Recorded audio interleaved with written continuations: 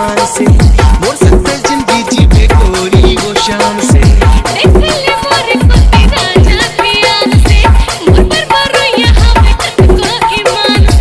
दिल देके गोरी जीव फिर बेजुबान से, मोर सकते जिंदगी जीवे गोरी वो।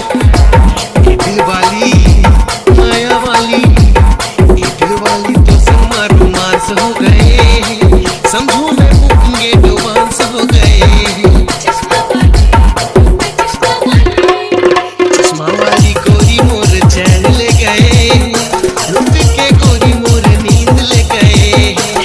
चश्मा वाली गोरी चैन ले गए हो, लुट के राजा तोर नींद ले गए हो। चश्मा वाली गोरी मोर चैन ले गए, लुट के गोरी मोर नींद ले गए।